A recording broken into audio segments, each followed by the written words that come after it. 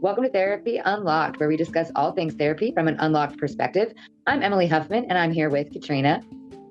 Hello, Katrina Mondragon, licensed professional counselor. All right, so like I said, I am a professional, but not your professional, so nothing we're going to talk about today should be taken as medical, legal, or otherwise advice. This podcast is purely for education and amusement. That is it. That's the disclaimer. Education, amusement, and because I would like to be famous. So please like, subscribe, follow, engage, hate on us, join the conversation, find us on YouTube, find us on Instagram, find us anywhere where you listen to podcasts, because I love a creeper and I love a hater and I love a lover. So if you like the podcast, if you dislike the podcast, I'd like to hear from you. All right. So I don't know if you remember, but we were yapping on the phone like last week or so. And you made the statement that I absolutely loved. Feelings aren't facts. And so I really wanted to talk today about feelings aren't facts, but they are data. So, Absolutely. I thought feelings, that they're not always an accurate reflection of reality, but they can tell us about so many things: unmet needs, past wounds, boundaries crossed, et cetera, et cetera. Valid. Feelings are always valid, I think. Yeah, that's a big one too. I think a lot of people struggle with that, with the idea that feelings are valid, even if they aren't based in reality. Would you like my story about snakes? I happen to be wearing snakes, but I have a story about snakes and feelings. Absolutely. Okay, so it's a short story. Dude walks into an office and there's a snake in his office. He experiences fear. This is a feeling. The fear gives him that fight or fight or freeze or fawn, and he flees. He runs away from the snake, and he does not know if that snake is a threat to his life. And that is an actual threat. Like a snake could be poisonous, could be deadly, right? So that fear is both valid, fear is fitting the facts, fear is functional in that way. He runs away and possibly lives another day. So here's the thing, though. They take care of the snake, guy goes back to work, and then the very next day he comes into work, and before he even opens the door to his office, he experiences what he would describe as the same level of fear, only this time he doesn't know if there's a snake on the other side of that door. And this is where that anxiety, because it's now a perceived threat, he doesn't know, not an actual threat. Right. That's where that feeling doesn't fit the facts, and he has to take control of what he can, which is to open that door. He opens the door, fear turns to relief because he sees no snake, and the only way he could know that is to open the door, taking into control what he can, which is the me, myself, and I of it. Yeah. And that's where that feeling is valid. Like he had every right to feel apprehensive, anxiety, like he had reason to be fearful. Our anxiety is like a smoke alarm, just because the fire may or may not be present, the smoke is still present. It's going to go off if there's toast, it's going to go off if there's fire, but the smoke, the trigger for why we have the anxiety, is still there and it's still valid. I think that what is the difficulty is to validate emotions without letting them make the decisions for us, like on an individual perspective. I think acknowledging that they exist is a big first step in that. A lot of people don't acknowledge that I am feeling XYZ, whatever that may be. Right. Yeah. I love a feelings wheel. I put a feelings wheel on the wall in my teenage son's bedroom, and he doesn't care so much for my feelings wheel. But I told him, when you memorize it, I'll take it down. When you know all of the feelings on the feelings wheel, I'll take the feelings wheel down. When it's implanted in your memory, implanted in your brain, because I am a 36-year-old. Have you seen that website, feelingswheel.com? I have not. Feelingswheel.com. It's an actual website. It's totally free. And now it rotates if you're on a desktop. If you're on the phone, I don't think it rotates, but you have an option of 2 different color schemes. So pick your preference. And I have no affiliation, but they have some sort of like Venmo, because they are totally free. so you can Yeah, contribute to them. And yeah, they're an awesome resource. And I'll put the link in the description. absolutely. Absolutely. No, a feelings wheel is amazing. Identifying, um, identifying what your feelings are. What category do these fall into? It kind of works that way. It is like filing Right? for me. Identify it, then file it. Yeah. Like there are times when I think I am angry. Oh, I think I'm so mad. I think I'm so mad. And then I walk it back and I realize, no, I'm actually terrified. I'm concerned. I'm nervous.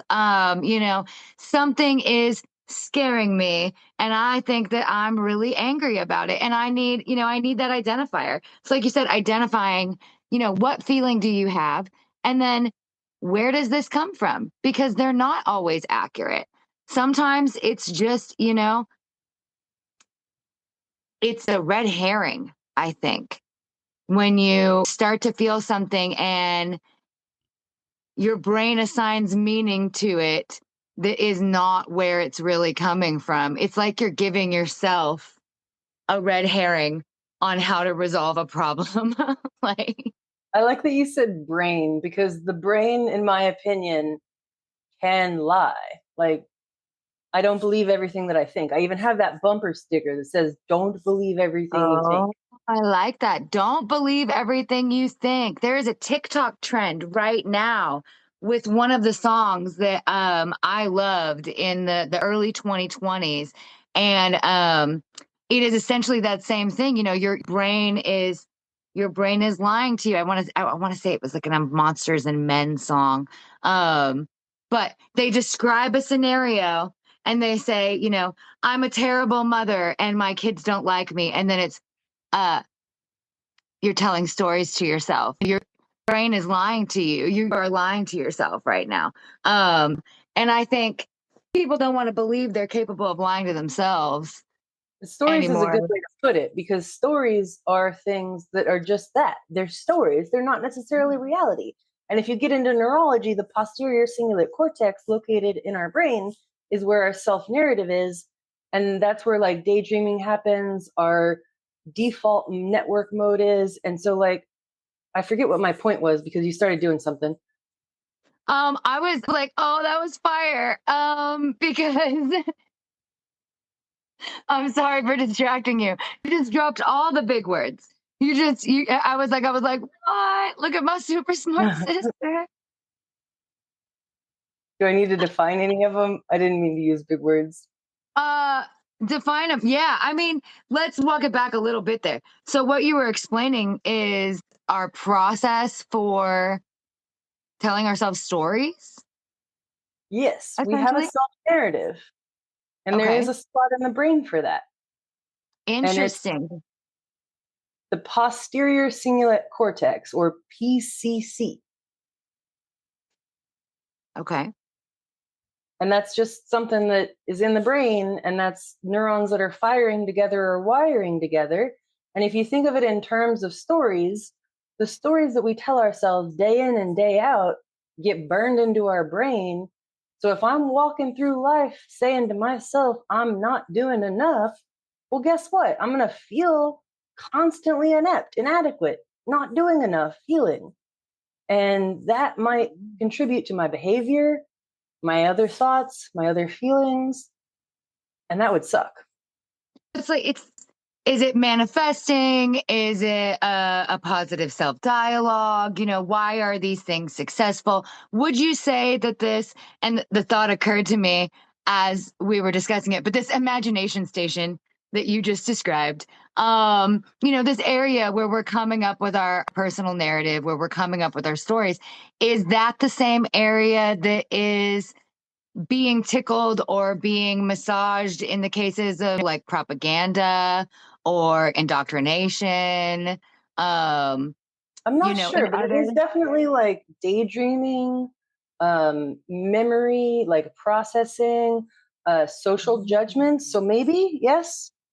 Yeah, I would think a little bit. I mean, if it's going to affect your social judgment, then it would be probably one of the areas that one would get into. That is so interesting that they've been able to narrow down a specific area of the brain that is activated when someone's telling themselves stories. You know, that's They break it science. down even more, and I think it's related.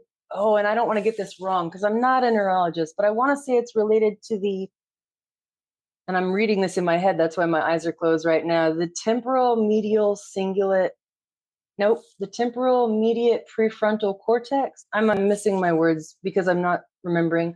But there's Right. another area of the brain that's involved in the storytelling. So they do break down the PCC even further. So are they just watching, like, are they just watching the brain while people are speaking? Or I There's wonder, how lots do of different ways to study the brain. Some is postmortem, some is through fMRI brain scans. And right now, or maybe within the last 5 years, I'd say they've been doing fMRI brain scans on the imagination. So you mentioned Imagination Station. Well, they are doing fMRI brain scans on, can we imagine something and then our bodies respond in a way the thing is like happening now, about to happen, or just happened. And my understanding is that for the most part, if we think it, we can feel like it is. Not always, but it can be possible. Thank you for joining Therapy Unlocked today as we discussed how feelings are not facts, but they can be data. We look forward to continuing this conversation with you next week. Please come back and join us. Therapy Unlocked is available on all streaming platforms, wherever you may listen to podcasts. We're also on YouTube and Instagram. We hope that you'll like, follow, subscribe, and join the conversation. Once again, we're Therapy Unlocked, and we're here to unlock the mind one conversation at a time. See you next week.